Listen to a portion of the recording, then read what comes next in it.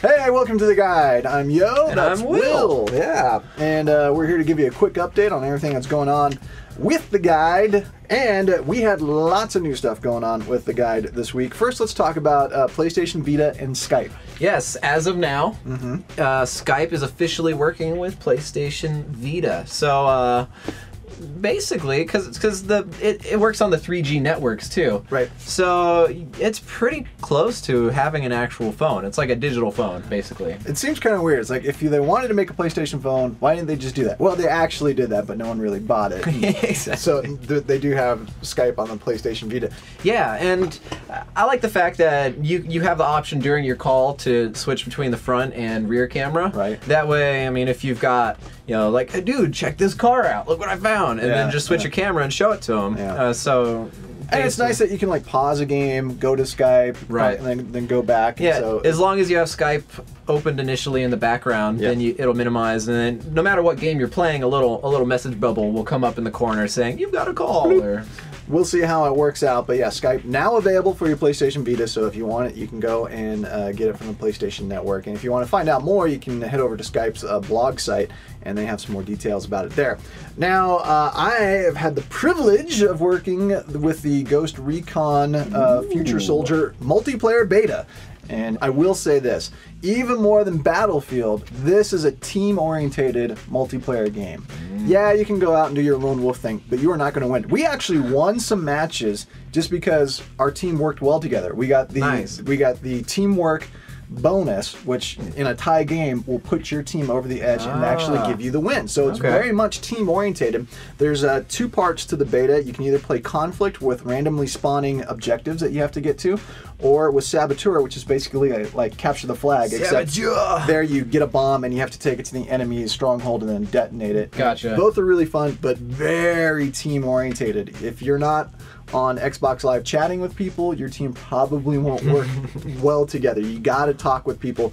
So far, I've enjoyed the beta. You know, it's a totally different experience from Battlefield, Call of Duty. And Tom Clancy games have always been like that. Oh, definitely. They're methodical, they're tactical. That's why I enjoy them, and there's some really cool gadgets in this as well. I'm bummed that since it's a beta, once the actual game comes out, I won't get to keep all the cool gear that I've unlocked already. Like one of the things you can do. Oh, this is really cool. One of the things you can do, you get like a stun gun to underneath your weapon. Oh, cool. You zap a person, and then if you've leveled up high enough and have this equipment, you can steal their identity. You can like download, and you'll look like them. That's to cool. your teammates. That's like some Mission Impossible thing. Totally, right? So cool. So cool stuff in Ghost Recon Future Soldier. I'm looking forward to that game, and we'll have more impressions of the multiplayer beta as we continue to play it and hopefully not get killed every 3 seconds like I happen to do. I had someone steal my identity. It was very disconcerting. Man, did you I felt violated. Cancel your credit card right away? I felt, yeah, right. Identity theft in video games. What's this world come to? New downloadable content coming for Batman Arkham City. Game of the Year. Part of that is going to be a final chapter to the game.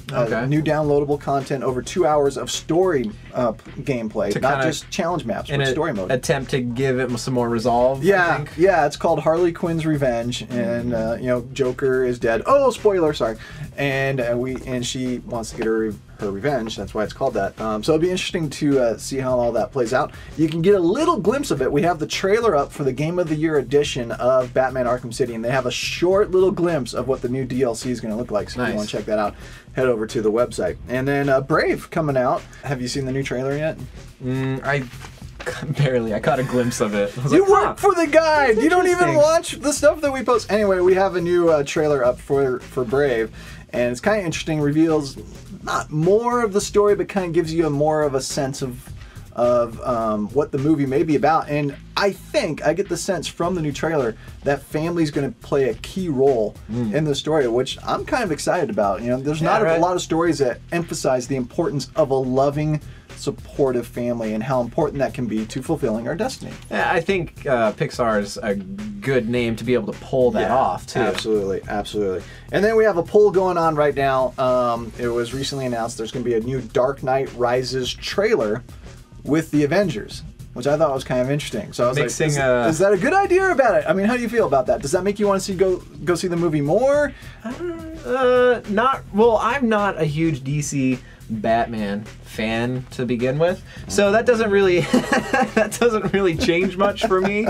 But I think it's interesting that DC is trying to step in on this Marvel explosion of the Avengers movie, to kind of steal some of the thunder. It's an interesting move on their part. It seems kind of sneaky to me. It does seem kind of. It's exactly what Batman would do. It's a sneaky stealth. It almost makes me think that they're worried about not enough people being interested, so they're trying to. I don't know if that's tap in true. as much as possible. I mean, the very concept that this is an ending to the Batman trilogy and it's a conclusive ending has a lot of people intrigued. So I don't know if they're worried about generating interest, but for the people who may not be interested yet, putting it in front of the Avengers, interesting move. Maybe this is just the beginning of a very long battle between DC and Marvel. Yeah. That'd be pretty awesome.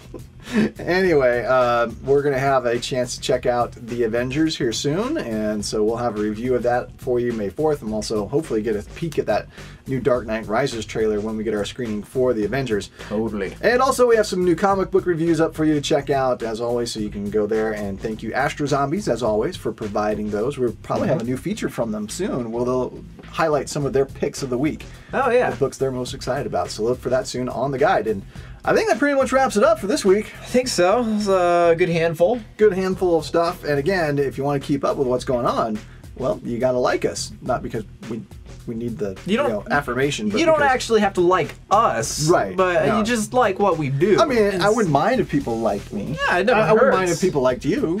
I like you. As long as we have the equal amount of likes. That's because right. We don't want to have... it doesn't want to be a competition. No, that might be good. Go to facebook.com/Game and Movie Guide, or you can just go to gameandmovieguide.com, get linked up through us through Twitter, Google+, things like that. Absolutely. That's it. That's it, yeah. See you next time.